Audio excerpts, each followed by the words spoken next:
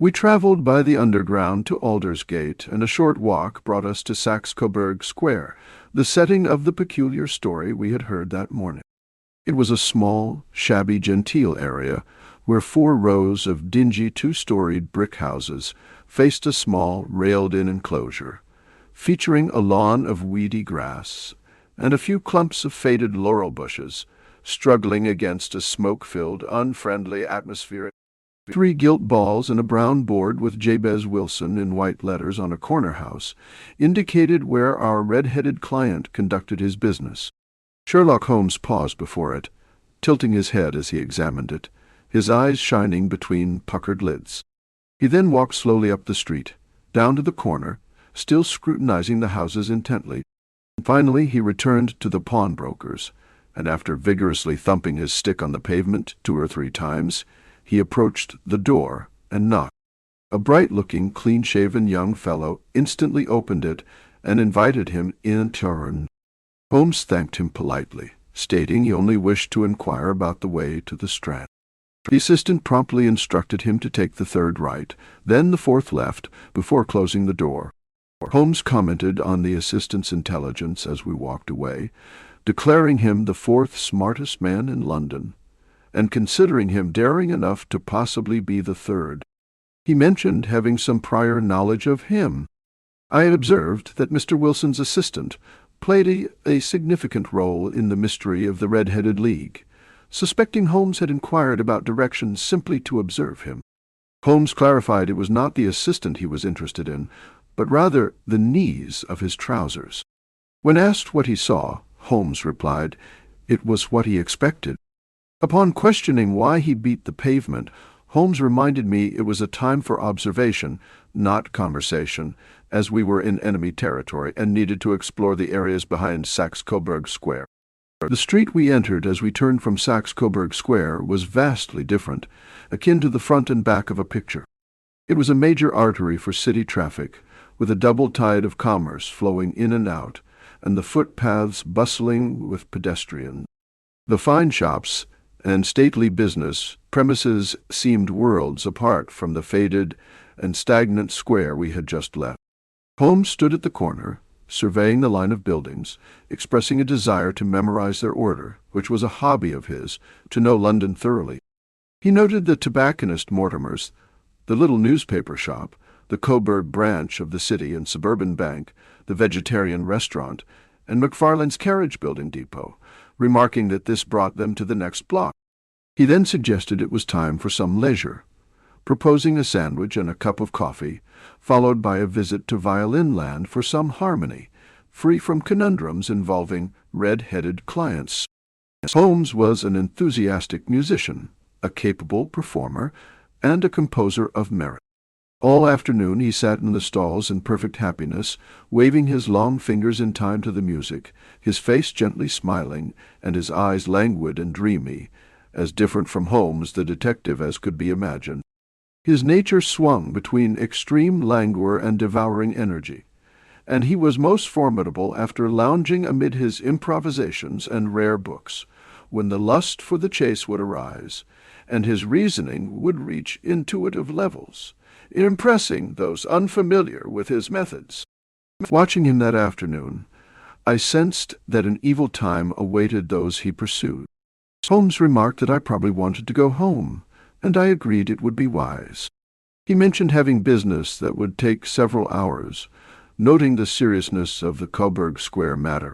When I inquired why it was serious, he explained a significant crime was being planned, and he believed we could stop it in time, although being Saturday complicated matters. He requested my assistance that night. I asked at what time, and Holmes replied that 10 would be early enough. I confirmed I would be at Baker Street at 10.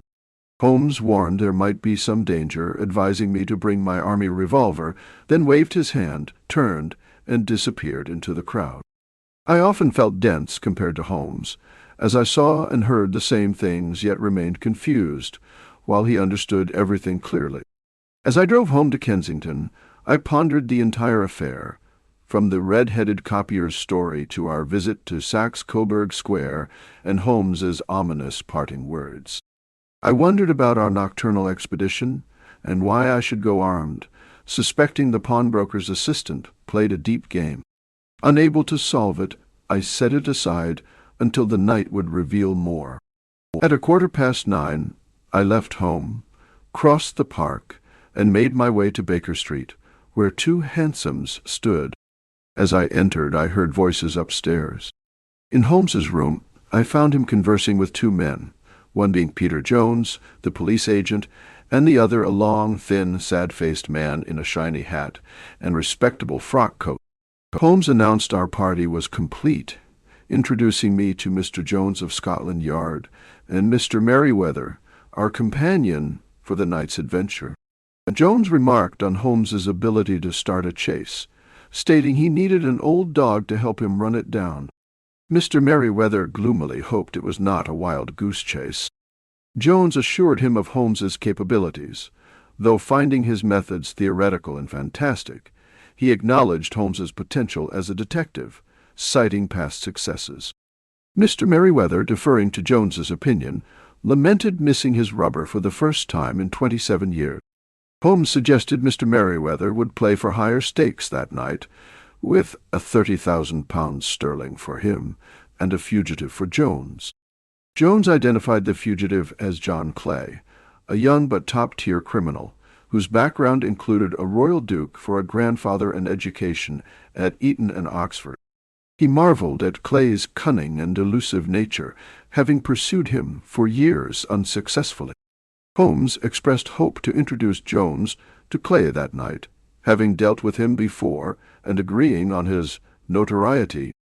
As it was past 10, Holmes proposed they depart, with Jones and Merryweather taking the first hansom and Watson and himself following. During the drive, Holmes was uncommunicative, humming tunes from the afternoon. They traveled through gaslit streets before reaching Farrington Street.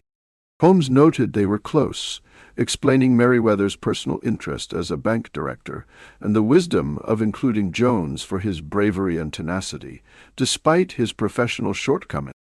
Upon arrival, they dismissed the cabs and followed Merryweather through a narrow passage and side door. Inside, a small corridor led to a massive iron gate, which opened to winding stone steps ending at another formidable gate. Merryweather lit a lantern and guided them through a dark passage into a huge vault, piled with crates and boxes. Holmes observed the vault's security from above, to which Merryweather responded they were also secure from below, but was surprised at the hollow sound when striking the floor. Holmes, admonishing him for the noise, requested he sit quietly on a crate, then began examining the cracks in the floor with a lantern and lens. Satisfied, Holmes estimated they had an hour before the criminals acted, explaining they were in the cellar of a major London bank. Merryweather, the chairman, disclosed concerns about their French gold, having been warned of an attempted theft. They had borrowed 30,000 Napoleons from the Bank of France, still unpacked in the cellar, creating a tempting target for daring criminals. Holmes acknowledged the justification for their worries, and suggested preparing for the imminent confrontation. Merryweather was asked to cover the lantern and sit in darkness to avoid detection. Holmes had intended a card game but deemed it too risky. He assigned positions to ambush the intruders, instructing Watson to shoot if necessary. Watson readied his revolver, and Holmes darkened the room completely. The oppressive darkness and cold air heightened the tension. Holmes whispered that the only escape was through the house into Saxe-Coburg Square, and confirmed with Jones that they had officers waiting at the front door. Time passed slowly, the tension mounting. Watson's heightened senses allowed him to hear his companion's breathing distinctly. Suddenly a light appeared on the floor, growing into a gash through which a hand emerged, feeling around before withdrawing.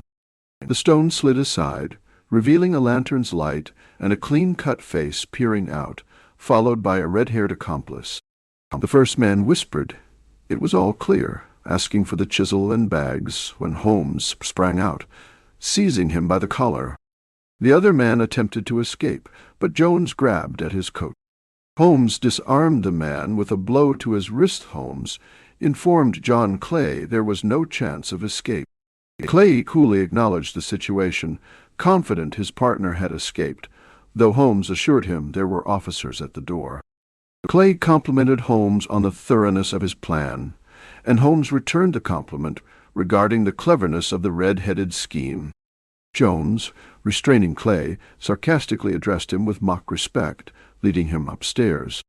Clay, maintaining his dignity, complied, making a courteous bow to the group. Merriweather expressed gratitude to Holmes for thwarting a major robbery attempt. Holmes, mentioning past scores with Clay, expected reimbursement for expenses, but felt rewarded by the unique experience and the fascinating tale of the red-headed League. Holmes later explained to Watson over drinks that the League's advertisement and copying scheme was to keep Jabez Wilson occupied, a clever tactic likely inspired by the accomplice's hair color. The £4 sterling a week was negligible compared to their potential gain. The assistant's low wages hinted at ulterior motives, leading Holmes to suspect something beyond the house. Holmes deduced the cellar was key, suspecting a tunnel after learning of the assistant's criminal reputation. His pavement tapping confirmed the cellar's location, and the worn knees of the assistant's trousers pointed to tunneling activities. The proximity of the city and suburban bank completed the puzzle. Watson inquired how Holmes predicted the timing of the attempt. Holmes noted the League office closure signaled the tunnel's completion, necessitating prompt use due to discovery risk or removal of the gold. Saturday offered 2 days for escape, making it the ideal time.